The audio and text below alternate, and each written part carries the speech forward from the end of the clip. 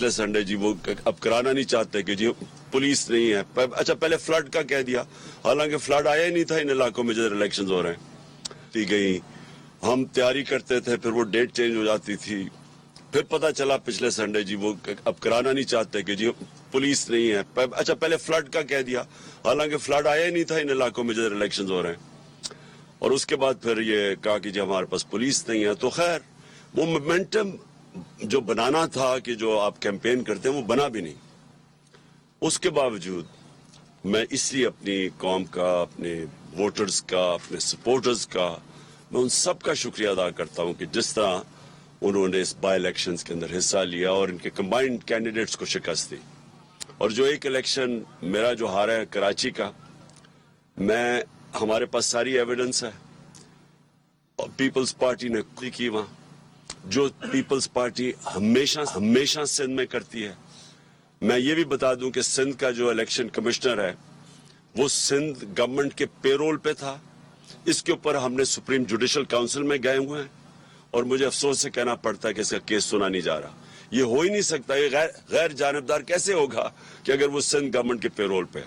और हमें ये पता है कि चीफ इलेक्शन कमिश्नर वो ऑडियो लीक्स में ये भी आ गया कि ये नून लीग का खास आदमी है, ये जो सिकंदर सुल्तान है, और हमें कोई इनके ऊपर एतमाद नहीं है। और ये जिस तरह सिंध का लोकल गवर्नमेंट इलेक्शंस हुए, 15% कैंडिडेट्स खड़े ही नहीं हुए। उनको डरा धमका के पुलिस का इस्तेमाल FIRs करके नहीं किया। तो ये जो हुआ है, मैं अब डिमांड करता हूं इलेक्शन कमिश्नर से कि आपने डस्का का इलेक्शन, क्योंकि वहां कोई 22 पोलिंग स्टेशन के ऊपर RO ने कहा था कि ठीक नहीं हुआ, तो आपने सारा 400 पोलिंग स्टेशन थे री इलेक्शन करवा दिया था। जो कराची में हुआ इसके ऊपर री इलेक्शन करवाना चाहिए। अब मेरी दूसरी चीज जो इसके ऊपर मैं बात करना चाहता हूं कि देखें, ये इलेक्शन नहीं था। मैं बार बार पहले भी कह रहा था कि ये इलेक्शन, ये रेफरेंडम है। रेफरेंडम क्यों है? क्योंकि वोटर्स को पता था कि हमने असेंबली में नहीं बैठना। इससे पहले एक KP में इलेक्शन हुआ था, कुरम में मेरे ख्याल में हुआ था, मलाकंड में नहीं, हंगू में हुआ था। हंगू में इलेक्शन हुआ, हमारे कैंडिडेट वफात पा गए। उधर भी वो कह के कैंडिडेट लड़ा था कि मैं असेंबली में नहीं बैठूंगा, और फिर वो जीता हमारा कैंडिडेट। फिर इस बारी हमने, सबको पता कि हमने इलेक्शन में नेशनल असेंबली में नहीं बैठना, तो पता था कि हम उनकी गलियां सड़कें वगैरह नहीं ठीक कर सकते। उसके बावजूद लोगों ने जिस तरह आके हमें वोट दिया है, इससे ये साबित क्या होता है कि कौम इस वक्त इलेक्शंस जा रही है। कौम इस असेंबली को नहीं मानती, कौम इस इंपोर्टेड गवर्नमेंट को नहीं मानती। ये रेफरेंडम ये है कि पाकिस्तान, ये जो इंपोर्टेड हुकूमत एक हमारी खुद मुख्तारी, उसको कॉम्प्रोमाइज करके बैठी हुई है, जिसके लीडर्स 30 साल से चोरी कर रहे हैं, इनका पैसा मुल्क से बाहर पड़ा हुआ है, जिनके इंटरेस्ट ही पाकिस्तान में नहीं है, जो कि जब मौका मिलता है तो यहां से थोड़ा मसला आता है तो बाहर भाग जाते हैं, NRO लेके वापस आ जाते हैं। कौम ने इनको रिजेक्ट किया हुआ है और ये बार बार सामने आ रहा है। हमारा जो पंजाब का बाई इलेक्शंस हुए 17 जुलाई को, उसमें भी ये रिजेक्ट हुए, और उसके अलावा भी जो कराची में बाई इलेक्शन और उसके बाद जो मलाकंड में हुआ, सब में रिजेक्ट हुए ये। और जो कल वर्डिक्ट है, जो भी इस मुल्क में कूवते हैं, जो इस मुल्क का सोच रही हैं, ये लोग तो मुल्क का नहीं सोच रहे, क्योंकि इनके पास, इनका तो स्टेक, मैं रिपीट करता हूं, जिन लोगों के अरबों डॉलर मुल्क से बाहर पड़े हों, उनको क्या फर्क पड़ेगा कि पाकिस्तान नीचे जा रहा है, रुपया नीचे जा रहा है, माइशत नीचे जा रही है, महंगाई बढ़ रही है। इनका तो इशू ही नहीं है। इशू तो पाकिस्तानियों का है, जो कि यहां जिनका जीना मरना है, और इशू उन इदारों का है जिनका स्टेक पाकिस्तान में है। तो वो क्या ये देख नहीं रही कि ये क्या हो रहा है मुल्क के साथ, कि ये एक लोग आते हैं, अरबों अरबों रुपए की इनकी चोरियां, इनकी करप्शन केसेस। मैं 3.5 साल कहता गया कि ये मेरे से एक ही चीज मांग रहे हैं, NRO, और मैं नहीं दूंगा इनको। मैं 3.5 साल कहता गया। पहला दिन असेंबली में इन्होंने जब तकरीर नहीं करने दी, मैंने कहा कि ये मुझे ब्लैकमेल कर रहे हैं NRO के लिए। اور مجھے افسوس سے کہنا پڑتا ہے کہ ان کے پہلے جنرل مشرف نے اس ملک کو سب سے زیادہ نقصان پہنچایا ان کو NRO دے کے. 10 سال میں پاکستان یا ان کے جو 10 سال تھے 4 گنا زیادہ پاکستان کا قرضہ بڑھا, ملک کو بینکرپٹ چھوڑ کے چلے گئے اور باہر بھاگ گئے. اور پھر جب ملک اٹھ رہا تھا پھر ان کو اوپر مسلط کر دیا گیا اور پھر NRO دلوایا ان کو. اور ساری قوم تماشا دیکھ رہی ہے کہ یہ یہاں صرف چھوٹا چور پکڑا جاتا ہے, یہ بڑے بڑے ڈاکوؤں کے لیے کوئی اور قانون ہے, ان کو کوئی ہمارا انصاف کا نظام نہیں پکڑ سکتا, یہ جب مشکل پڑے گی باہر بھاگ جائیں گے. اور ایسے باہر بیٹھے ہوئے ہیں بڑے بڑے محلات میں, جس طرح کہ ان کی پتہ نہیں کوئی باہر کوئی کون سی بزنسز تھی, سارا پیسہ چوری کر کے باہر لے کے گئے. تو قوم نے ریفرینڈم دے دیا ہے, قوم نے واضح بتا دیا ہے, ان لوگوں کو ریجیکٹ کر چکی ہے قوم. تو لہٰذا میں یہ آج سارے پاکستان کے اداروں کو کہنا چاہتا ہوں کہ جتنی دیر آپ ان کو بیٹھنے دیں گے, جتنی دیر یہ ہمارے اوپر مسلط رہیں گے, ہمارا ملک نیچے جا رہا ہے. ہمیں کہا جی عمران خان نے آئسولیٹ کر دیا پاکستان کو, عمران خان کی فورن پالیسی اتنی بری تھی کہ اب ہم آئسولیٹ ہو گئے ہیں. میں جب امریکہ گیا تھا, جس طرح ڈونلڈ ٹرمپ نے ہمارا استقبال کیا, جس طرح مجھے اس نے ریسپیکٹ دی اور میری ڈیلیگیشن کی, سب سے پوچھ لیں. جنرل باجوہ گئے تھے تب, ان سے پوچھے, کسی سے پوچھے کہ کبھی کسی پاکستان کے پرائم منسٹر کو اس طرح کی عزت دی ہے.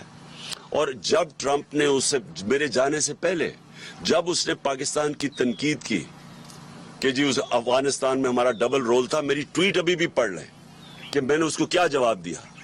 تو اس کو پتا تھا, یعنی اس کو سخت جواب بھی دیا, اس کے باوجود وہ عزت ان کے لوگوں کی کرتے ہیں جو اپنے ملک کی مفادات کی حفاظت کرتے ہیں, نیشنلسٹ ہوتے ہیں, جو اپنی ذات کے لیے نہیں. یہ تو ان کو سب کو پتا ہے کہ ان کے پیسے باہر چوری کے پڑے ہوئے ہیں, تو ان کی تو کوئی عزت ہی نہیں کرتا. اور جو بائیڈن کے ریمارکس ہیں, مجھے یہ بتائیں کہ انہوں نے پتہ نہیں کروڑوں روپیہ ہمارا ڈالرز میں خرچ کیا, جا کے بڑے بڑے ہوٹلوں میں ٹھہر کے, وہاں جا کے ٹی وی شو کے اوپر منتیں کر رہے شہباز شریف جی ہمیں پیسے دے دو, ہمیں ضرورت ہے, ہم پیسے اپنے قرضے نہیں واپس کر سکتے.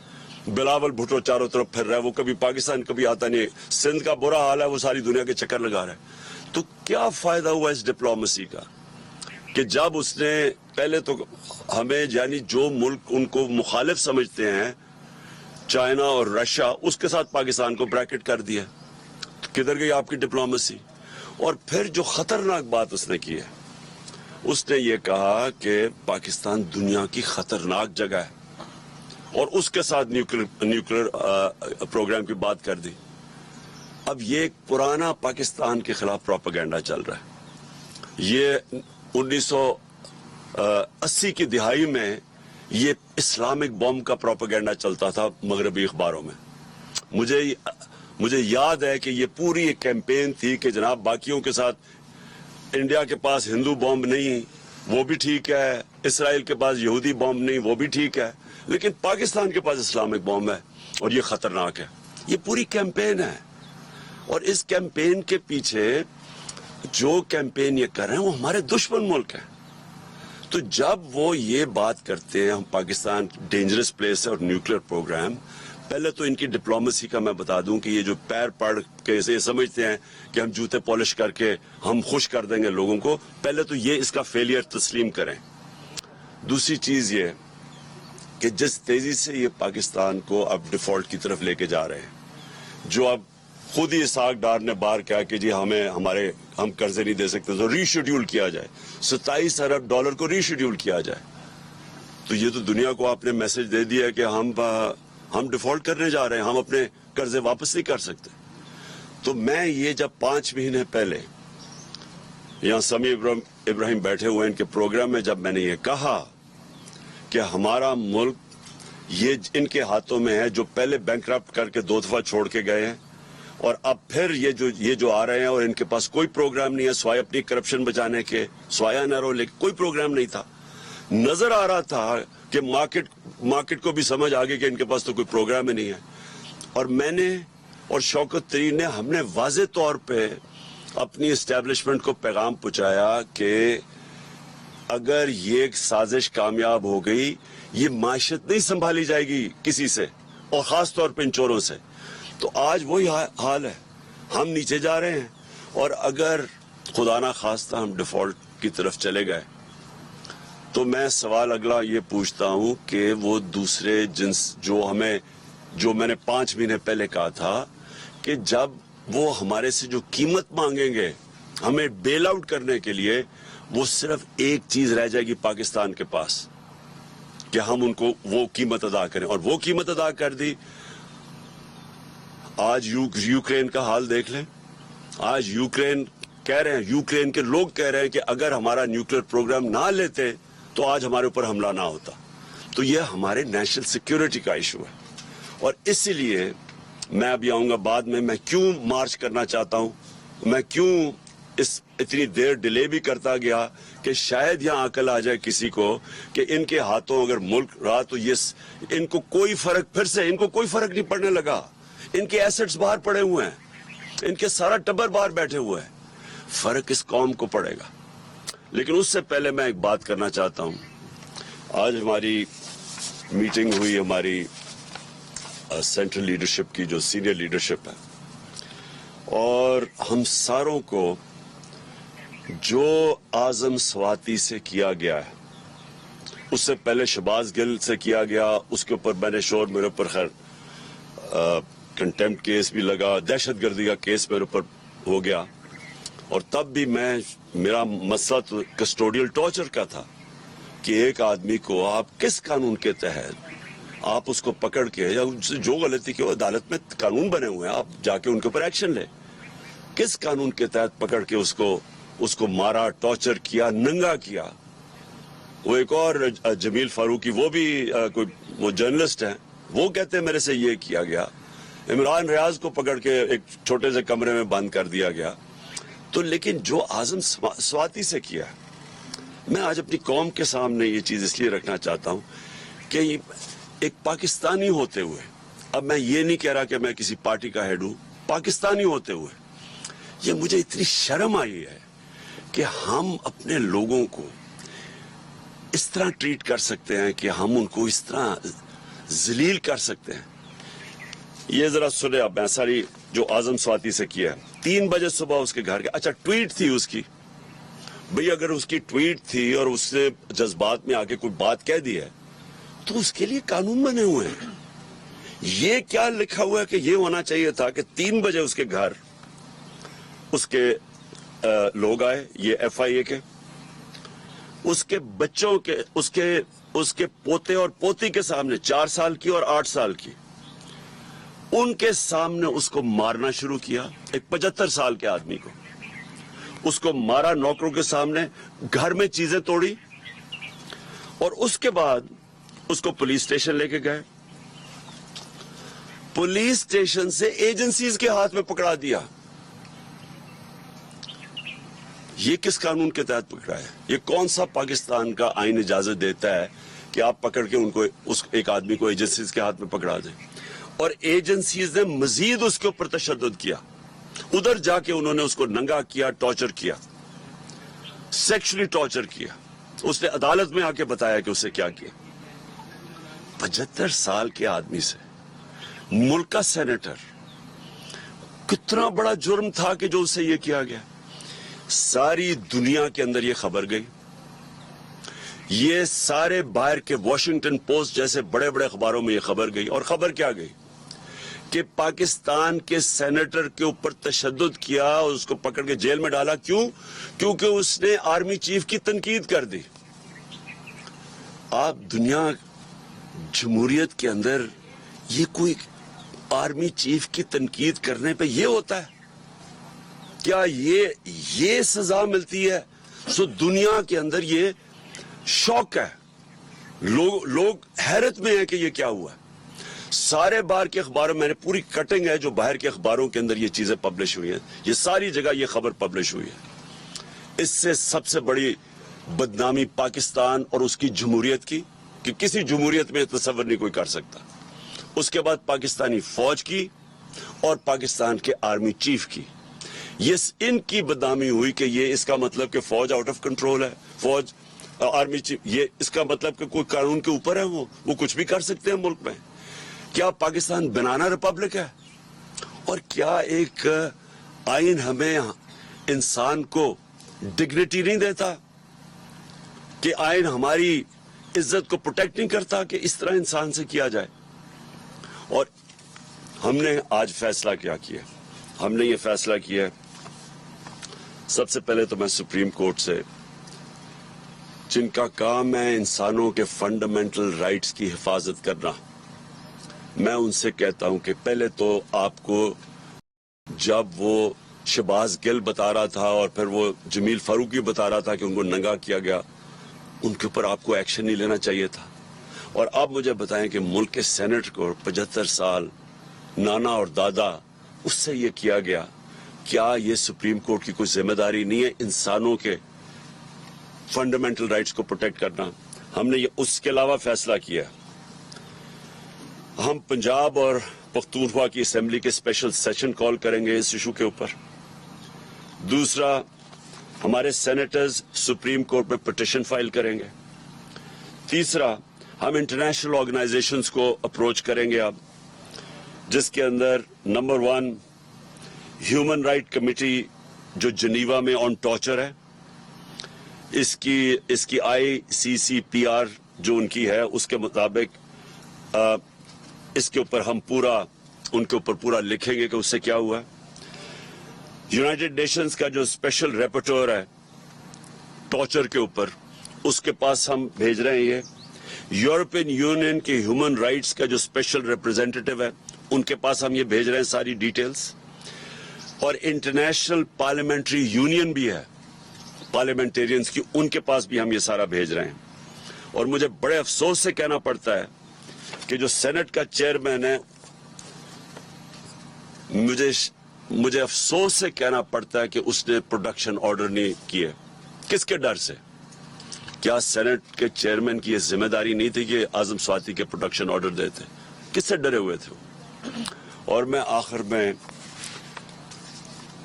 جو آدمی ذمہ دار ہے اس کا, مجھے پتا ہے کہ جب سے ایک آدمی کی پوسٹنگ ہوئی ہے اسلام آباد میں اس طرح کی چیزیں ہونی شروع ہو گئی ہیں. اس کے یہ جو سارے تشدد کے کیس ہیں جب سے وہ یہاں آیا تب سے ہوا ہے, اس کے خلاف ایکشن لینا چاہیے. یہ آدمی نے ملک کی بدنامی کر رہا ہے, یہ آدمی اس ملک کے آئین توڑ رہا ہے, اور یہ آدمی اداروں کو بدنام کر رہا ہے, یہ آدمی اداروں کے خلاف نفرتیں پیدا کر رہا ہے. اور اس نے اگر آرمی چیف کو خوش کرنے کی کوشش کی ہے, اور مجھے پورا یقین ہے یہ آرمی چیف کو نہیں پتا ہوگا کہ یہ جو ہوا ہے, اس نے نقصان پہنچایا ہے. اور میں آج ڈیمانڈ کرتا ہوں کہ اس کے اوپر ایکشن لیا جائے, کیونکہ جب سے یہ آیا ہے کبھی کسی کو سوشل میڈیا کے لوگوں کو پکڑ کے دھمکیاں دے کو اٹھا کے لے جاتے ہیں, جو عمران ریاض سے ہوا ہے, جو یہ ارشد شریف سے ہوا, جرنلسٹ کے پیچھے پڑے ہوئے ہیں. اور ہمارے یہ جو 2 کیسز ہوئے ہیں, ایک پروفیسر تھا جو شہباز گل, وہ کوئی دہشت گرد نہیں تھا, کوئی کرمنل نہیں تھا, وہ ایک پروفیسر تھا, اس سے یہ کیا, اس سے پکڑ کے جو اس کے حالات جو دیکھے. اور اب ایک سینیٹر سے یہ کیا. اس کے اوپر فوری طور پہ میں ڈیمانڈ کرتا ہوں ایکشن لیں, کیونکہ یہ بدنام کر رہا ہے, یہ ملک کو نقصان پہنچا رہا ہے یہ انسان, اور اسے فائدہ کچھ نہیں ہو رہا. یہ نہ سمجھے کہ اس سے کوئی اداروں کی عزت کرے گا, اس سے اداروں کے خلاف نفرت بڑھ رہی ہے. اب آخر میں لانگ مارچ کے اوپر آتا ہوں. دیکھیں, میں نے پوری انتظار, یعنی 25 مئی کے بعد, 25 مئی میں ہم نے کوشش کی کہ پرامن ایک پریشر ڈالے جائیں, جو کہ گورنمنٹ کا, جو اپوزیشن پولیٹیکل پارٹیز کا کام ہے, کہ ہم آئین کے اندر رہتے ہوئے ایک پریشر ڈالیں کہ ایک ایسا سیٹ اپ لے آئے ہیں جو کہ ساری نظر آ رہا تھا کہ پبلک اس کو ایکسیپٹ ہی نہیں کر رہی. کبھی پاکستان میں خود اس طرح پبلک نکلی نہیں, کبھی ایسے نہیں ہوا. تو جب پبلک نہیں ایکسیپٹ کر رہی, اور انہوں نے یہ وہاں سندھ ہاؤس میں منڈی لگی ہوئی ہے کہ آپ نے قیمتیں لگا کے لوگوں کے ضمیر خرید کے لوٹے بنا کے تو آپ نے اسمبلی کرائی ہے. اور پھر واضح اب تو سب کو پتا چل گیا نا سائفر کا, کیونکہ میں ان کا شکریہ ادا کرنا چاہتا ہوں ان کا یہ جو آڈیو لیکس میں, کہ اب ساروں کو پتا چل گیا. پہلے تو کہتے تھے سائفر ہے ہی نہیں, اب سب کو پتا چل گیا کہ سائفر ہے. تو یہ بیرونی پریشر, بیرونی انہوں نے دھمکی ملی تھی کہ جناب عمران خان کو ہٹاؤ اور شہباز شریف کو لے آؤ, کیونکہ عمران خان کو ہٹانے میں تو شہباز شریف نہیں آنا تھا. تو یہ تو سارا واضح ہو گیا کہ پبلک نے یہ نہیں ایکسپٹ کیا, اور پبلک کو خاص پھر اوپر سے معیشت نیچے لے گئے, مہنگائی اسپانوں پہ چلی گئی. مہنگائی کم کرنے آئے تھے, 50 سال میں سب سے زیادہ مہنگائی ہے آج پاکستان میں. تو انڈسٹری بند ہو رہی ہے, ایکسپورٹس نیچے جا رہی ہیں, ریمیٹنسز نیچے جا رہی ہیں, اور صرف ایک ہی اب سلوشن ہے کس طرح ان کو کوئی قرضے دے دے یا قرضے معاف کروا دے. دیکھیں, اس ملک کی ضرورت صرف ایک اس وقت ہے, صاف اور شفاف الیکشن. یہ ملک جس طرف یہ لے کے جا رہے ہیں تیزی سے نیچے, یہ صرف اب ایک طرح ہی نکل سکتا ہے, صاف اور شفاف الیکشن جو پولیٹیکل سٹیبلٹی لے کے آئے. جب تک سیاسی استحکامات نہیں ہوگی, استحکام نہیں آئے گا سیاسی طور پہ, معیشت نہیں ٹھیک ہونے لگی.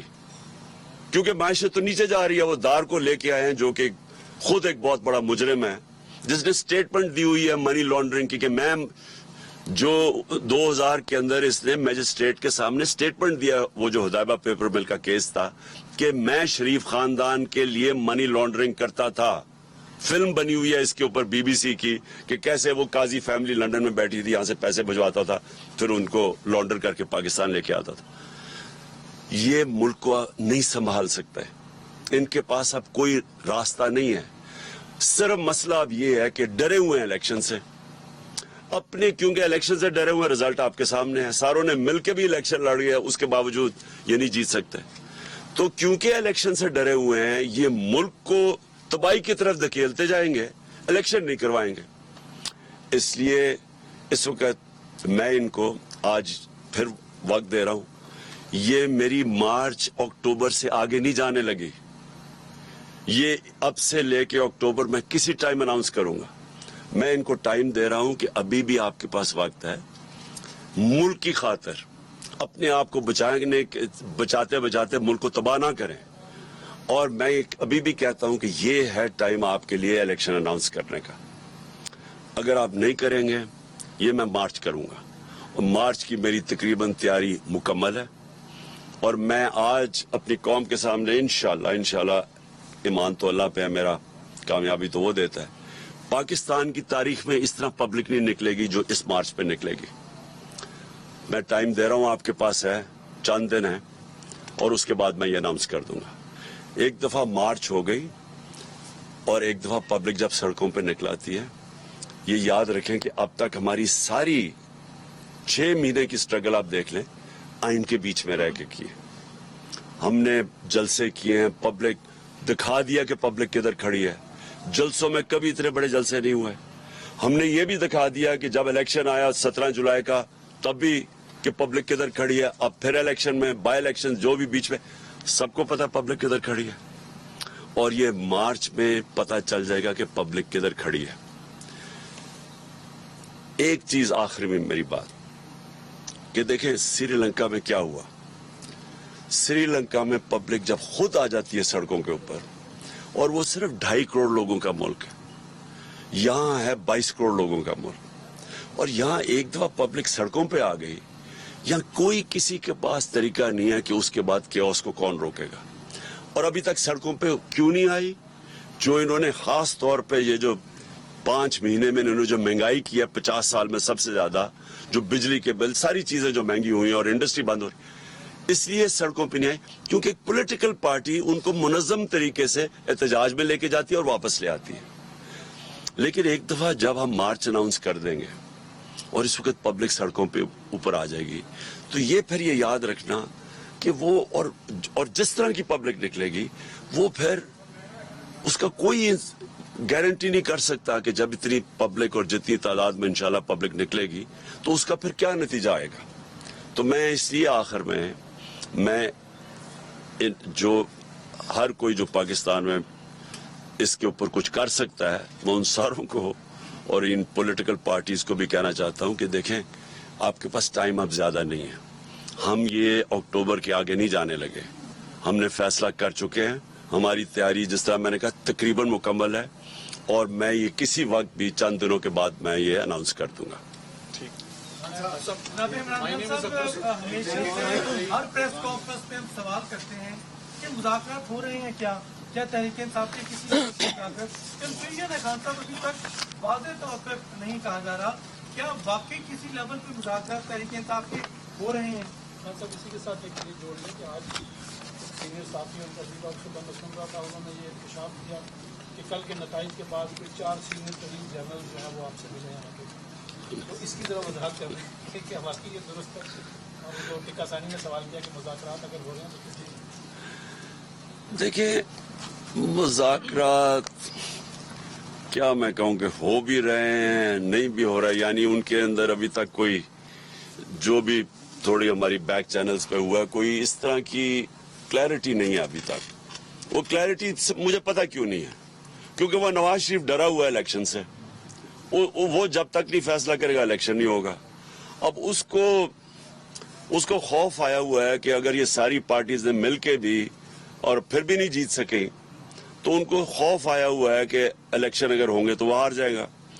और वो डरा ये हुआ है कि अगर और वो चाहता ये है कि ये खींचते जाएं इसको, बेशक मुल्क का बेड़ा गर्क हो जाए, क्योंकि पैसा उसको तो फर्क ही नहीं पड़ता मुल्क का बेड़ा गर्क हो तो। लेकिन वो ये चाहता है कि अगर शायद ये लंबा चलता जाए तो ये जो वेव है तहरीक इंसाफ का, ये नीचे आना शुरू हो जाएगा। और मैं ये सुन रहा हूँ पिछले 6 महीने से कि जी अब गर्मी आएगी तो कम हो जाएगा, अब रोजे होंगे तो वेव कम हो जाएगा। फिर किसी ने कहा जी अब ये तो वेव तो बढ़ता जा रहा है। तो लेकिन वो डरा हुआ है कि वो चाहता है कि थोड़ा टाइम लंबा हो, 10 महीने 1 साल हो जाए, ताकि वेव कम हो, तब इलेक्शन करवाए। और तब तक मुल्क को जो नुकसान होता है उसका फिक्र ही नहीं, क्योंकि वो तो बाहर बैठा हुआ है। उमर से एक सेकंड जरा उमर से कर लें सर, उसकी परसों शादी हुई है, इसलिए इम्पोर्टेंट है उसकी। जी उमर, अभी जो कल ज़िमनी इंतखाब हुआ उसमें जो वोटों का तनासब हुआ, आपके वोटों में इजाफा हुआ। पहली बार लोग ये बात कर रहे हैं कि जो इलेक्शन जलसों का मॉब है वो वोटर्स में कन्वर्ट हुआ।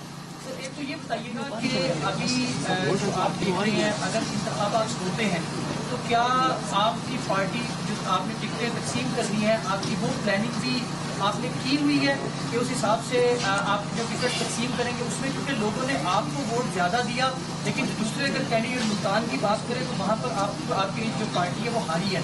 तो क्या आपको लगता है कि उसमें जो मौरूसी सियासत का एक अंसर था वो आपकी PTI के लोगों ने उसको कबूल नहीं किया? एक तो सर ये बता दो, साथ सर एक साथ ये छोटा सा क्वेश्चन ये भी है कि जो आपका 25 का जो लॉन्ग मार्च था उसमें और जो आप अनाउंस करेंगे उसमें सर फर्क क्या होगा? देखिए, पाकिस्तान बदल गया, और ये जो वो नवाज शरीफ और ये जरदारी 90 की सियासत कर रहे हैं, उनको पता नहीं है कि मुल्क चेंज हो गया, और मुल्क बड़ी तेजी से चेंज हुआ है, जिसके अंदर सोशल मीडिया का बहुत बड़ा रोल है। क्योंकि जो सियासी शऊर अब आया वो कभी पहले था ही नहीं। ऊपर से सोशल मीडिया एक नई किस्म की डेमोक्रेसी है कि जिसके पास फोन है उसकी आवाज है, ये कभी पहले था ही नहीं। तो जो पुराने जमाने में रह रहे हैं ना, ये जो नवाज और जरदारी, इनका टाइम खत्म हो गया। मैं ये आपको बता रहा हूं कि ये अब जो भी कर रहे हैं ये नहीं जीत सकते, इन्होंने अब हारना है। जहां तक आपने कहा ना कि 25 और अब में क्या फर्क है, फर्क ये है कि 25 में हमने एक पुरअमन एहतजाज की कॉल दी, और हमें कोई अंदाजा नहीं था कि इस तरह की शेलिंग होगी। लोगों को उठाया 2 दिन पहले, घरों में घुस के जो इन्होंने तशद्दुद किया घरों के ऊपर, औरतें थी वहां, यानी मैंने तो कभी पाकिस्तान में ऐसा नहीं देखा। इस बारी जो हमारी तैयारी है वो, ये जो भी करेंगे ये फेल हो जाएंगे, क्योंकि वो तैयारी अब ऐसी है कि हमने पूरा, मुझे पता है कि राना सनाउल्लाह जैसे मुजरिम का ज़हन तो किसी बेवकूफ को भी पता है कि वो उसमें अकल तो है ही कोई नहीं। वो डंडा मारो जी, ये मारो ये मारो, और मैंने जो ड्रोन कर दिया तो वो ऊपर से ये कर देंगे। उस बेवकूफ को ये नहीं पता कि उसको मौका ही नहीं मिल रहा है ये चीजें करने का जो मैं कर रहा हूँ। अब माइक ले ले सर, माइक में क्वेश्चन सर, माइक ले ले, माइक सरदार साहब कर जी जी जी बोलो। खान साहब ये फरमाइएगा कि आपका जो एहतजाज है और आपके एहतजाज और गवर्नमेंट जो है वो मुज़ाकरात नहीं करती, तो आप भी मार्च करते हैं, तो इस तनाव की वजह से कहीं ऐसा तो नहीं कि जमहूरियत की जो है बिसात वो लिपटने के चांसेस हैं? और दूसरा ये कि जो सरकारी अफसरान अलाकार बन के जर्नलिस्टों को, पॉलिटिशियंस को वो स्क्रू कर रहे हैं, क्या उनकी वो लिस्ट आप बना रहे हैं कि नहीं? Thank you. देखिए मैं आपको एक बात बताऊं कि जो इस दौर के अंदर ये 6 महीने के अंदर जिस तरह की फैशिज्म हुई है, जिस तरह का जुल्म किया गया है, जिस तरह की सख्ती की गई है, यानी जिस तरह की जमहूरियत का कत्ल हुआ है, मैं आपको यकीन, हालांकि मुशर्रफ के दौर मैंने कोई दिन जेल में गुजारे थे, लेकिन मैं आपको यकीन दिलाऊं कि मुशर्रफ, क्योंकि मैं तो अपोजिशन में था, मुशर्रफ का दौर लिबरल था इस मुकाबले में जो अब हो रहा है। मैंने कभी इस तरह की इस मुल्क के अंदर सख्ती, यानी ये जो मैं आजम स्वाति की मैं बात कर रहा हूँ, शहबाज गिल की, यानी इस तरह मैंने तो कभी इस मुल्क में ऐसी चीजें नहीं होते देखी। The recent victory of PTI has prompted many analysts that it might win, 2/3 majority in the upcoming elections if they are held. But your political opponents have created an impression, especially in smaller provinces, that if Imran Khan is voted into power again, he might scrap 18 amendment and might introduce presidential system. So there are many nationalists, especially in Balochistan and Sindh, the province from where I belong to, who are very apprehensive about this. And then PTI recently made it very clear that it wants all the institution to be in their constitutional domains. This is what PPP used to claim in the past, Noon League used to claim in the past. Don't you think that this could be a starting point of dialogues between PTI and the government, that at least they should agree that this is something that should be done? देखिए मैं आपको बताऊं हमारा problem क्या है opposition के साथ। जो ऑपोजिशन है ना, ये डेमोक्रेट्स नहीं है, ये क्रिमिनल्स हैं, ये मुजरिम है। कौन है जो कि एनआरओ लेता है? मुझे बताएं, आज तक किसी डेमोक्रेट को तसव्वुर कर सकता है कि मैं असेंबली में जाऊं, मेरे पर अरबों रुपए के करप्शन के केस है, मैं कानून पास के अपने सारे केस माफ करवा लूं? ये कभी किसी दुनिया की डेमोक्रेसी में कोई तसव्वुर भी नहीं कर सकता, क्योंकि आप पब्लिक रिप्रेजेंटेटिव होते हैं। पब्लिक रिप्रेजेंटेटिव का मतलब कि आप पब्लिक के मफादात की हिफाजत करने आते हैं। आप पब्लिक का पैसा चोरी करके कानून पास करके माफ नहीं करवा सकते किसी जमहूरियत में। तो मैं पहले दिन से, ये गवाह है मेरे कॉलीग्स, मैं इनको कहता रहा कि इनको डेमोक्रेट ना समझो, ये मुजरिम है। ये मैं 30 साल से इनको जानता हूं कि इन्होंने किस तरह दोनों हाथों से मुल्क को लूटा है, और इनसे डायलॉग आप जितना भी करेंगे वो आके फंस जाएगा कि जी हमें एनआरओ दे दो। और मैं जब कहता था, ये सारे कहते थे जी कौन मांग रहा है एनआरओ, अब आते साथ ही पहला ही काम किया कि अपने आप को एनआरओ दे दिए।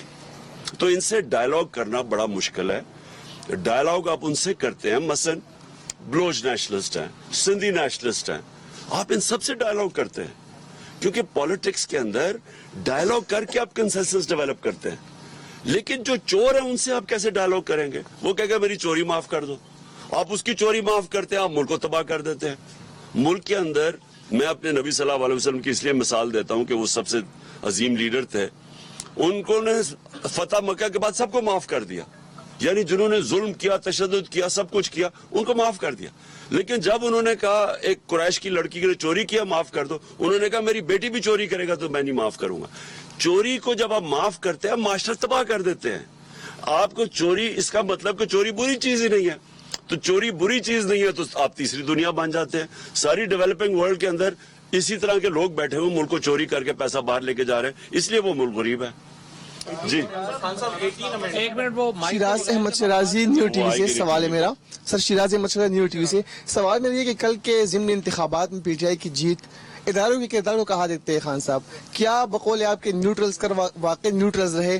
और क्या इतना तो नहीं दिया जा रहा कि न्यूट्रल्स कल या ज़िमनी इंतखाबात में न्यूट्रल्स रहकर जो जनरल इंतखाबात थे उसमें जिस तरह आप उन पर इल्जाम लगाते हैं कि वो प्री प्लान धांधली करते हैं, तो उसमें वो प्री प्लान धांधली करें? देखिए, कई दफा गेम उधर चली जाती है कि धांधली के बावजूद भी आप नहीं जीत सकते हैं। अब मैं जब हिंदुस्तान और पाकिस्तानी क्रिकेट मैचेस होते थे तो वो पाकिस्तान, हमारे अपना अंपायर इधर होते थे, उनके अंपायर उधर होते थे, वो हम उधर नहीं जीत सकते थे, वो इधर नहीं जीत सकते थे, क्योंकि टीम मुश्किल में पड़ती थी, अंपायर मदद करने आ जाते थे। मैं वाहिद कैप्टन हूं जो हिंदुस्तान के अंपायरों के बावजूद जीत के आया था। ये हम अंपायरों के बावजूद जीत रहे हैं, लेकिन ये हम अंपायरों के बावजूद, क्योंकि ये जो है ना, ये सिकंदर सुल्तान से बददियानतदार इलेक्शन कमिश्नर मैंने पाकिस्तान की तारीख में नहीं देखा। और वो आ ही गया, ऑडियो लीक्स में वो आ ही गया है कि वो इंस्ट्रक्शंस ले रहा है कि अच्छा चुन के ये 8 हल्के रखो ताकि किसी तरह आप दोनों मिलके तो इलेक्शन कमीशन मिलकर हरा रही। इसने हमें इतना नुकसान पहुंचाया है। ये इस तरह होता है कि ये नून लीग का एक हिस्सा है, उनके साथ बैठ के इसने, जो पंजाब के भी ज़िमनी इलेक्शन थे जो 20 हुए थे बाई इलेक्शंस, उधर भी जाके सारा वक्त वो मरियम और उसके साथ बैठा होता था, हमजा के साथ, ये सारा वक्त प्लान हल्के बनाने के अंदर ये सारा इसने उनके साथ मिलकर काम किया है, और इसके बावजूद हम जीते हैं। लेकिन इलेक्शन कमीशन देखें, इसने सबसे बड़ा जुल्म किया कि इसने ईवीएम मशीन्स नहीं आने दी। अगर ईवीएम मशीन होता, ये कराची के इलेक्शन के अंदर मसले ही ना आते। वो अब घुसे हुए हैं पुलिस वाले अंदर और वो स्टैंप्स लगा रहे हैं। ईवीएम मशीन होता तो आप कर ही नहीं सकते धांधली। और हम कहते रहे गवर्नमेंट में बैठे कि ईवीएम मशीन्स लेके आओ। ये इलेक्शन कमिश्नर मिला हुआ था नून लीग और इनके साथ और हैंडलर्स के साथ, और ये आने नहीं दे रहे थे मशीन, क्योंकि ये धांधली करना चाहते हैं। सदीक जान इस वक्त जो हम चीजें देखते हैं कि नैब खत्म हो गया, मरियम नवाज बरी हो गई, शबाशी बरी हो गए, हमजा बरी हो गए, ईवीएम खत्म हो गया, ओवरसीज पाकिस्तानियों के वोट खत्म हो गए, यानी जितनी चीजें इस हुकूमत ने आगे करनी थी वो सारी चीजें खत्म हो गई हैं, सिवाय एक चीज के, वो है मियां नवाज की वापसी। इस वक्त जो नजर आता है वो यह था कि 2 वजूहात से इलेक्शन नून लीग नहीं जाना चाहती। एक, नून लीग इसलिए नहीं जाना चाहती कि वो कहते हैं लेवल प्लेइंग फील्ड, और उसका मतलब है नवाज की वापसी। उस पर आप क्या कहते हैं? और साथ ही जो एक ये बहुत खतरनाक एक तासुर बन गया है कि इमरान खान की कामयाबी फौज की बतौर इदारा शिकस्त तस्वुर होगी। तो इस तासुर को आप कैसे जाहिर करेंगे जिस वजह से शायद इदारे भी इलेक्शन को डिले कर रहे हैं और इलेक्शन की तरफ वो नहीं जाना चाहते? देखिए, पहले तो अब मैं यहाँ जरा 2 ज़हन में हूँ। नवाज शरीफ को इलेक्शन सिर्फ तब लड़ सकता है कि उसकी चोरी माफ कर दी जाए। अब जब आपने उसकी चोरी माफ कर दी, क्योंकि चोरी तो सामने है, 4 बड़े बड़े लंदन के फ्लैट है इसके, अरबों रुपए के, बता नहीं सकता पैसा किधर से है, बेटी के नाम पे फ्लैट लिए हुए हैं। इससे बड़ा क्या, यानी इस सबूत क्या चाहिए आपको? वो तस्लीम कर रहा है कि हाँ ये हमारे फ्लैट है, और वो तस्लीम भी तब किया जब पैनामा के अंदर इंकशाफ हुआ। उससे पहले नहीं मानते थे, उससे पहले तो कहते थे लंदन तो छोड़ो, पाकिस्तान में भी कोई प्रॉपर्टी नहीं है। तो जब पकड़े गए उसके बाद उन्होंने तस्लीम किया। अभी तक नहीं बता सके कि वो पैसा किधर से आया। अब आप उस आदमी को चले, एक मुजरिम को आप कहते हैं कि इलेक्शन लड़ने दो। मेरा तो पूरा दिल है कि देखे, मैं तो एक स्पोर्ट्समैन रह चुका हूँ, मैं तो कमजोर टीमों से खेलता ही मेरा दिल ही नहीं करता था। मैं शायद वाहिद कैप्टन था जब कमजोर टीम आती मैं किसी और को खिलाऊं। तो मैं तो चाहता हूं कि वो आए और उसके साथ मेरा मुकाबला हो, लेकिन साथ साथ ये सोच ले कि फिर हमने मुजरिमों को, यानी जुर्म में कोई बुरी चीज ही नहीं है, कोई भी आके इलेक्शन लड़ ले। वैसे जो एनआरओ मिल गया, अब मुझे लगता है वो वैसे बरी हो जाएगा, तो चलो अच्छा आए मुकाबला करे। लेकिन वो इतना डरपोक आदमी है, वो तब तक नहीं मैच खेलता था जब तक उसका अपना अंपायर खड़ा ना हो। जिमखाना क्लब के अंदर आज भी किसी से पूछ लें, बड़े लोग हैं या अभी जो खेलते थे हमारे साथ, ये सलमान लोगी से पूछ लें, जो वो पहले अपने अंपायर लेके आता था दोनों तरफ, फिर खड़ा होकर बैटिंग करता था।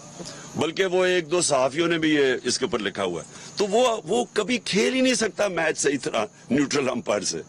इदारों की शिकस्त, देखिए इदारों की आपने देखिए, कौन चाहता है कि अपने मुल्क के इदारों के साथ आपका मुकाबला हो? यानी वो तो अपना ही नुकसान करना ना, मुल्क का नुकसान है। मुल्क की सबसे बड़ी पार्टी का किसी भी इदारे के साथ अगर क्लैश होता है, अदलिया हो, फौज हो, नुकसान तो मुल्क का है। और हमने पूरी कोशिश की है, हालांकि कई जगह हमें कॉर्नर भी किया गया है, मैं ये कहूंगा कि हमें दीवार के साथ भी लगाया गया है, लेकिन उसके बावजूद मैंने पूरी कोशिश की है कि हम कोई ऐसी चीज ना करें कि हमारे इदारों को नुकसान पहुंचे।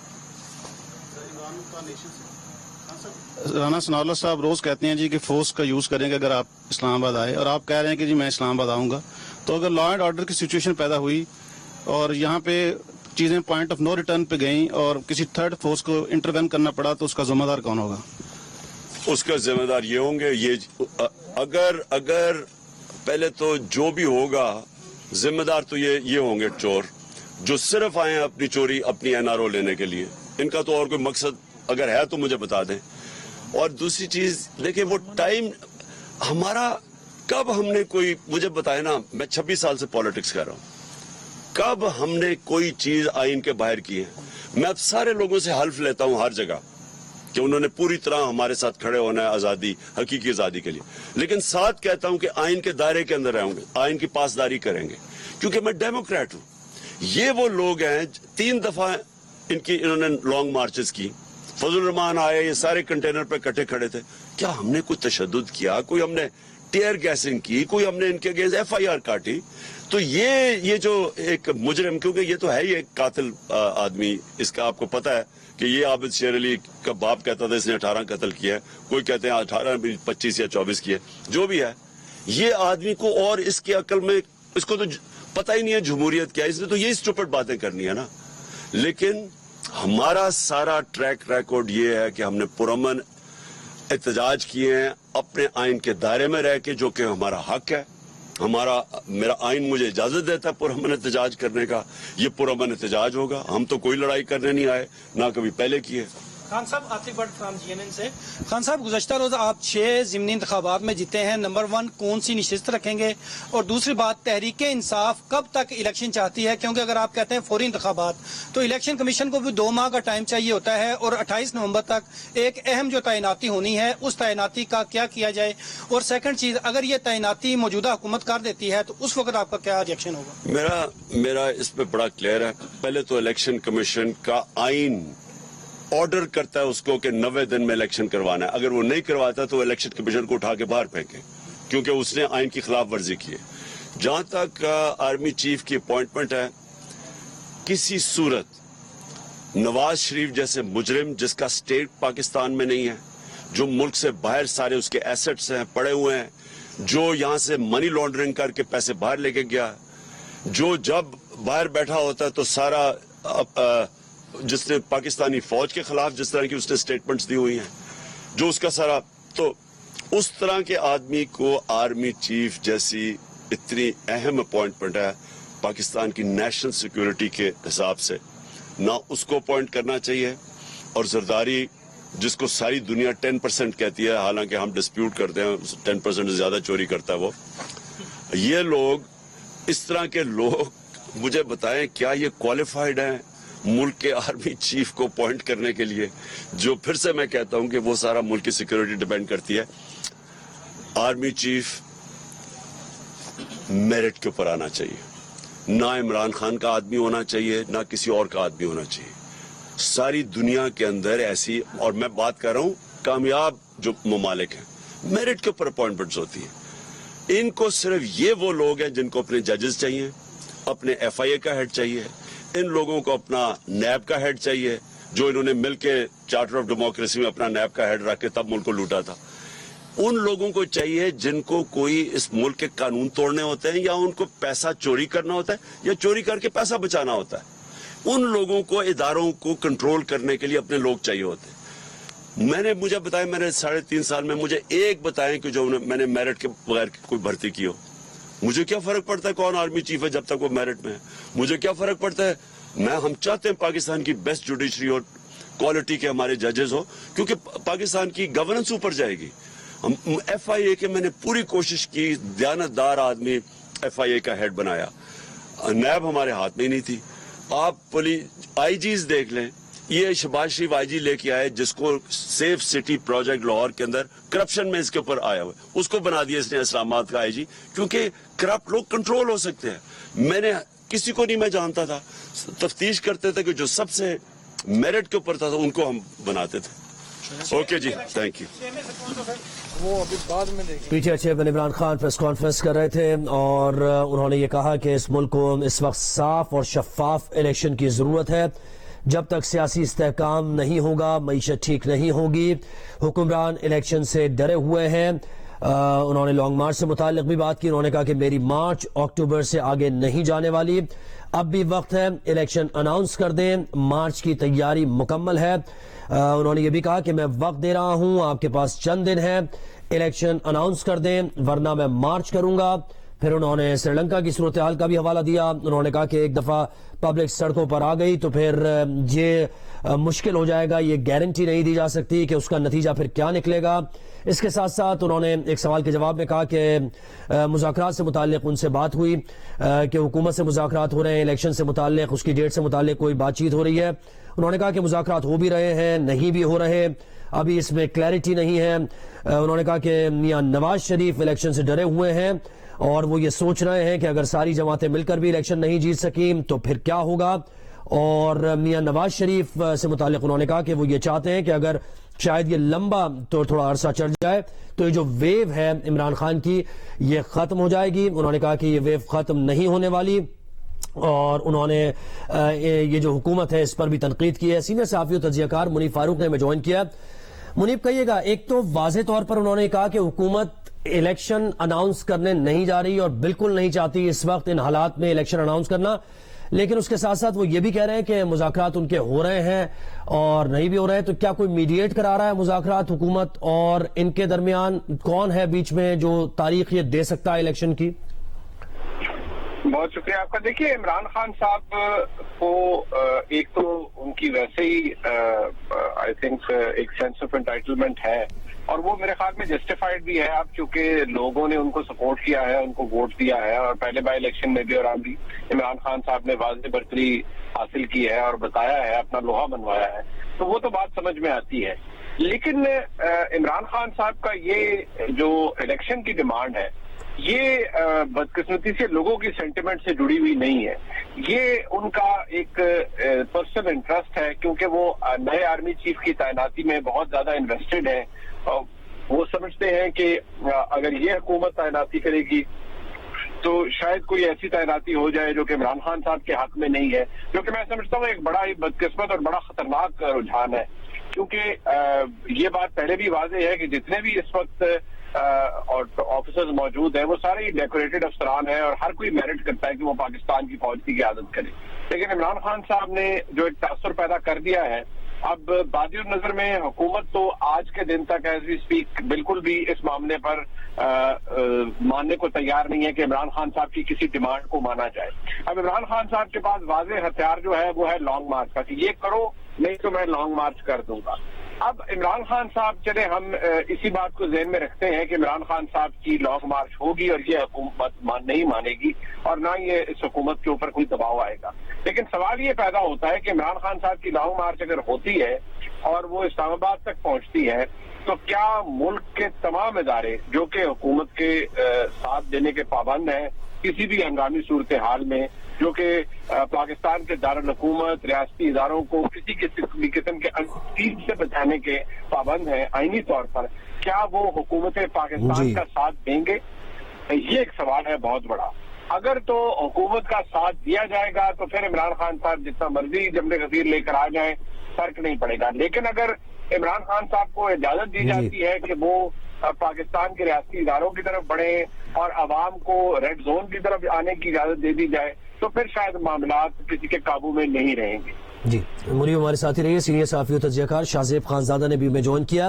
شاہزیب, ایک طرف تو وہ بھی اس بات کو کلیئرٹی ہے ان کے ذہن میں کہ حکومت تو الیکشن اناؤنس نہیں کرے گی, دوسری طرف وہ یہ کہہ رہے ہیں کہ میں وقت دے رہا ہوں, آپ کے پاس چند دن ہیں, الیکشن اناؤنس کر دیں ورنہ مارچ کروں گا, اور پھر مارچ کے نتائج کی بھی وہ گارنٹی نہیں دے رہے. تو وہ کس کو مخاطب کر رہے ہیں یہاں پر؟ اور اگر جس کو بھی مخاطب وہ کر رہے ہیں تو اس کا مطلب ہے کہ حکومت کو پریشر میں ڈال کر وہ قوت الیکشن کرائے گی تو پھر اس کی کریڈیبلٹی اس الیکشن کے صاف شفاف ہونے پہ تو سوالیہ نشانات کھڑے ہو جائیں گے. یہ واضح طور پر ظاہر ہے فوج کی قیادت کو مخاطب کر رہے ہیں عمران خان صاحب. اس وقت ان کی جو ساری امیدیں ہیں وہ فوج کی قیادت تک ہیں. اگر عمران خان صاحب کو اس بات پہ یقین ہوتا کہ جس طریقے سے وہ الیکشن میں کامیاب ہو رہے ہیں اور ظاہر بہترین انداز میں پرفارم کیا ہے اسی طریقے سے سڑکوں پر آ کر وہ حکومت گرا سکتے ہیں تو وہ نکل چکے ہوتے ہیں. مگر انہیں اندازہ ہے کہ ایک تو انہوں نے اپنا لانگ مارچ لیٹ بھی کر دیا ہے اور دوسرا حالات اتنے سازگار نہیں ہیں, وہ اس طریقے سے رائٹ سائڈ پر نہیں ہے جس طریقے سے 2014 میں آتے تھے 128 دن کے لیے بیٹھ جاتے تھے. تو وہ آئیں گے تو ایک لانگ مارچ کر سکتے ہیں, اس سے بیونڈ کچھ کر نہیں سکتے ہیں, نہ کوئی دھرنا دے سکتے ہیں. موسم ٹھنڈا ہو گیا اسلام آباد میں اور نہ ہی ان کو اس طریقے سے سپورٹ ملے گی. تو ان کا سارا جو فوکس ہے وہ عسکری قیادت پر. میرا خیال ہے بڑا طریقے سے عمران خان صاحب نہ صرف موجودہ اس وقت عسکری قیادت کو پریشر میں لا رہے ہیں، بلکہ جو اگلی عسکری قیادت آئے گی، جس کا ظاہر ہے موجودہ آرمی چیف نے کہہ دیا کہ وہ توسیع نہیں چاہتے، اس کو بھی پہلے سے ہی دباؤ میں لانا چاہتے ہیں. وہ یہ امپریشن بنا رہے ہیں واضح طور پر کہ اگر انہوں نے لگایا تو میرٹ پر نہیں ہوگا، اگر کیونکہ یہ جو لگاتے ہیں وہ تو اپنی کرپشن چھپانے کے لیے لگاتے ہیں. حالانکہ آج تک تاریخ میں پاکستان کی میں جتنے آرمی چیف لگے ہیں، جنرل مشرف نواز شریف صاحب نے لگائے تھے، ان کے ریفرینڈم کو ووٹ بعد میں جب انہوں نے آئین توڑ دیا تو عمران خان صاحب نے دیا تھا. اس کے علاوہ جنرل کیانی بھی عمران خان صاحب کو بڑے پسند تھے، جنرل پاشا عمران خان صاحب کو بڑے پسند تھے، جنرل وحید الاسلام عمران خان صاحب کو بڑے پسند تھے. اس کے علاوہ جنرل باجوہ صاحب بھی عمران خان صاحب کو بڑے پسند تھے، خود توسیع بھی ہے. تو جتنے آرمی چیف یا ڈی جی ایسا ہے نواز شریف نے یا پھر پیپلز پارٹی نے لگائے ہیں، عمران خان صاحب تو ان سے بڑے خوش نظر آئے ہیں، ریفرینڈم میں ووٹ دیتے نظر آئے ہیں، ان کی سپورٹ سے پروان چڑھتے نظر آئے ہیں. مگر اس وقت وہ ایک بڑے طریقے سے آئندہ کے آرمی چیف پر کو بھی پریشر میں ڈالنا چاہتے ہیں. جب ان کی میرٹ پر سوال اٹھا دیتے ہیں، ان کی کرپشن کی بات کر دیتے ہیں کہ وہ آئیں تو وہ شروع سے انڈر پریشر ہو کہ ایک ملک کا پاپولر لیڈر میرے خلاف یہ بیانیہ بنا رہا ہے کہ میں میرٹ پر نہیں ہوں، تو حکومت کے اوپر وہ دباؤ ڈالنے میں کامیاب ہو جائیں. تو عمران خان صاحب کی یہی اسٹریٹجی ہے. اور جو منیب بات کر رہے تھے وہ بڑی اہم بات ہے کہ خان صاحب پریشر کو اتنا بڑھانا چاہتے ہیں کہ جب وہ لانگ مارچ لے کر آئیں تو انہیں روکنے کے لیے، کیونکہ ظاہر ہے نہ تو خیبر پختونخوا حکومت سے سپورٹ ملے گی وفاقی حکومت کو، نہ پنجاب حکومت سے، سندھ نے کچھ اہلکار ضرور دیے ہیں، تو رینجرز، ایف سی اور جو وفاقی ادارے ہیں، جو ریاستی ادارے ہیں، وہ سپورٹ نہ کریں، وہ اس لیول کا پریشر بلڈ کرنا چاہتے ہیں. تو میرا خیال ہے خان صاحب خود جانتے ہیں کہ وہ لانگ مارچ سے گرا نہیں پائیں گے. وہ نیوٹرل امپائر کی بات بھی کر رہے ہوتے ہیں. آج پھر کہہ رہے تھے کہ میں تو کیونکہ میں جمہوری آدمی ہوں اس لیے اپنے کارکنوں سے ہر بات میں حلف لے رہا ہوتا ہوں کہ آپ آئین اور قانون کی پاسداری کریں گے. آگے یہ نہیں بتایا کہ یہ ایسے جمہوری آدمی ہے کہ اسی تقریر میں کارکنوں سے آئین اور قانون کی پاسداری کا حلف لینے کے بعد کہہ رہے ہوتے ہیں کہ فوج اپنے آئین اور قانون کا جو حلف ہے اس کی پاسداری نہ کرے اور نیوٹرل نہ رہے اور اس حکومت کے خلاف کارروائی کرے. اور آج کی پریس کانفرنس میں بھی وہ بار بار ہی اس بات پر اصرار اور تکرار کر رہے تھے کہ جو ادارے ہیں وہ فیصلہ کریں. تو خان صاحب کی ساری امید اداروں سے ہے. ظاہر ہے بائی الیکشن جیتنا اس بات کو تو ثابت کرتا ہے کہ تحریک انصاف نے باؤنس بیک کیا ہے، کم بیک کیا ہے، نون لیگ کمزور ہوئی ہے پچھلے 6-7 ماہ میں حکومت آنے کے بعد. مگر بائی الیکشن حکومت گرانے کا معیار نہیں ہے، کیونکہ عمران خان صاحب مارچ سے پہلے تقریباً تمام بائی الیکشن ہار رہے تھے. پی ڈی ایم کی جماعتیں بھی لانگ مارچ کر رہی تھیں، اس کے علاوہ پروٹیسٹ کر رہی تھی. مگر خان صاحب یہ جواب دیتے تھے کہ 2023 میں الیکشن ہوں گے، جب تک کے لیے انتظار کرو. بائی الیکشن جیت رہے ہو مگر مجھے 5 سال کا مینڈیٹ ملا ہے. تو جو بائی الیکشن جیتنا ہے وہ معیار نہیں ہے. اور جب خان صاحب یہ کہتے ہیں کہ نواز شریف یا نون لیگ اس لیے الیکشن نہیں کرانا چاہتی کیونکہ میں بہت پاپولر ہوں، وہ درست کہہ رہے ہیں. ایسا ہی ہے کہ نون لیگ اس وقت اس بات سے ہے پریشان کہ بہت زیادہ پاپولر ہیں، اور وہ یہ بات بھی درست کہہ رہے ہیں کہ نون لیگ سمجھتی ہے کہ اگر الیکشن اگلے سال اگست تک جائیں گے تو جو عمران خان صاحب کی ویو ہے اس کا جو جھاگ ہے وہ بیٹھ جائے گا. مگر ایسا نہیں ہے کہ یہ بات صرف اور صرف نون لیگ امید کر رہی ہے اس بات کی. عمران خان صاحب کو خود بھی ڈر ہے اس بات کا کہ میں کتنے عرصے تک اس مومنٹم کو پرولونگ کر سکتا ہوں. اس لیے وہ چاہتے ہیں کہ فوری طور پر انتخابات ہوں، اور وہ سمجھتے ہیں کہ فوری طور پر انتخابات نہ تو وہ اسمبلی کے ذریعے لے سکتے ہیں، اسمبلی میں تو ان کی تعداد کم ہو گئی. انہیں ٹیکٹیکل وکٹری ضرور مل گئی ہے بائی الیکشن کے ذریعے، مگر ان کے پاس اب سیٹیں اتنی نہیں ہیں کہ اگر ووٹ آف کانفیڈنس کا پریزیڈنٹ الوی کہہ بھی دیں شہباز شریف صاحب کو، اور اس کے بعد اگر دوبارہ ہاؤس سلیکٹ کرتا ہے کسی کو یا رن آف کی طرف معاملہ جاتا ہے تو عمران خان صاحب کی پارٹی میں ٹف ٹائم دے سکے. تو ٹیکٹیکل وکٹری ان کی کل کے بائی الیکشن سے ضرور ہوئی ہے، مگر لانگ ٹرم میں یا میڈیم ٹرم میں جو ان کا آبجیکٹو ہے اس کا نقصان ہوگا اسمبلی کے اندر. تو اس لیے وہ اداروں کی طرف دیکھ رہے ہیں، اداروں کو پریشرائز کر رہے ہیں. اور آج کی پوری پریس کانفرنس اداروں کے لیے تھی، نون لیگ کے لیے یا پی ڈی ایم کی حکومت کے لیے نہیں تھی. سینئر صحافی و تجزیہ کار شاہزیب خانزادہ، سینئر صحافی تجزیہ کار منیب فاروق ہمارے ساتھ تھے. عمران خان کی پریس کانفرنس پر انالیسز دے رہے تھے.